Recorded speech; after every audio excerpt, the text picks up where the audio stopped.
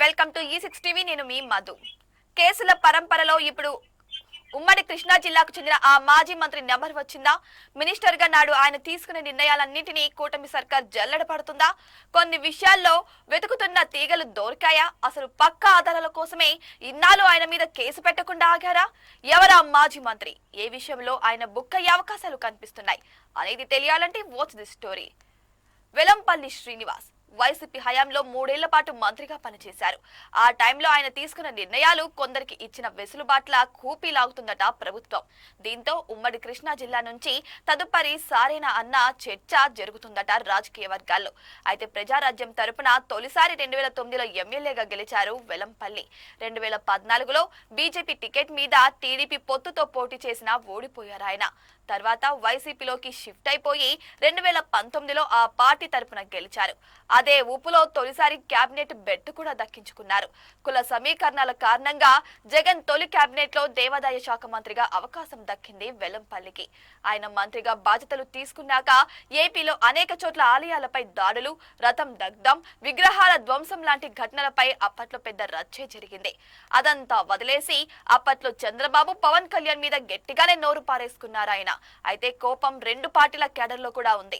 ఆ క్రమంలోనే మొదటిసారి ప్రజారాజ్యం నుంచి పోటీ చేసినప్పుడు తనకి ఓటు వేయాలని పవన్ తో చెప్పించుకున్న వీడియోలను బయటకు తీసి మరీ ట్రోలింగ్ చేశారు జన సైనికులు.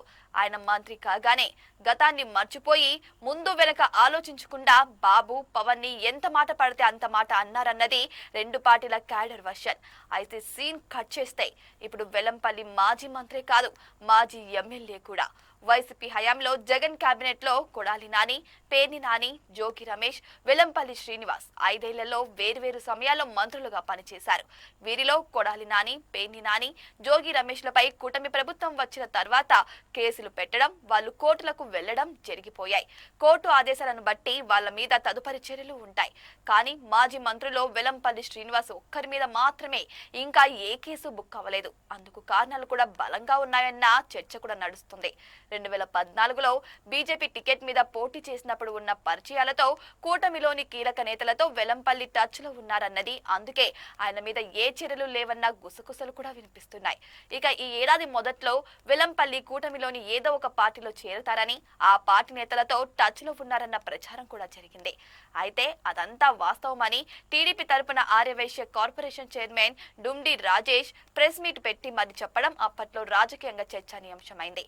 మాజీ మంత్రిని కూటమిలో ఏ పార్టీ చేర్చుకోదని ఆయన స్టేట్మెంట్ ఇవ్వడంతో మరింత రచ్చ జరిగింది. అయితే ఈ పరిస్థితుల్లో ఖచ్చితంగా వెలంపల్లి శ్రీనివాస్ మంత్రిగా పనిచేసినప్పుడు తీసుకున్న నిర్ణయాలపై సమీక్ష జరిపి చర్యలు తీసుకోవాలని ఇప్పటికే ప్రభుత్వానికి ఫిర్యాదులు వెళ్లాయట. దాంతో దేవాదాయ శాఖ మంత్రిగా ఉన్నప్పుడు జారీ చేసిన నో అబ్జెక్షన్ సర్టిఫికెట్లు, విజయవాడ ఇంద్రకీలాద్రి మీద పనుల కాంట్రాక్టులు, నెయ్యి అగ్రిమెంట్లు, వెలంపల్లి ట్రస్ట్ పేరుతో నిర్వహించిన కార్యకలాపాలన్నిటి గురించి ప్రభుత్వం ఆరా తీస్తుందట. విజిలెన్స్ విభాగం ఆల్రెడీ అవకతవకల్ని గుర్తించే పనిలో ఉన్నట్టు తెలుస్తుంది. వీటితో పాటు ఇతర నిర్ణయాలను కూడా పూర్తి స్థాయిలో సమీక్షించి అక్రమాలను వెలికి తీయాలన్న నిర్ణయానికి వచ్చినట్టు సమాచారం. వాటి ఆధారంగా రాబోయే రోజుల్లో వెలంపల్లిపై కేసులు బుక్ అవుతాయన్నది ఇప్పుడు కృష్ణా పొలిటికల్ సర్కిల్లో జరుగుతున్న చర్చ. అయితే కేసు పెట్టకుండా ఇన్ని రోజులు ఆగడానికి ప్రధాన కారణం పూర్తి స్థాయిలో అవకతవకల్ని గుర్తించడం కోసమేనని చెప్పుకుంటున్నారు. దీంతో వెలంపల్లి నెంబర్ కూడా త్వరలోనే వచ్చేస్తుందని సెటరికల్ గా మాట్లాడుకుంటున్నారు రాజకీయ వర్గాల్లో. ఇటువంటి మరిన్ని ఇంట్రెస్టింగ్ వీడియోస్ కోసం చూస్తూనే ఉండండి ఈ6 టీవీ.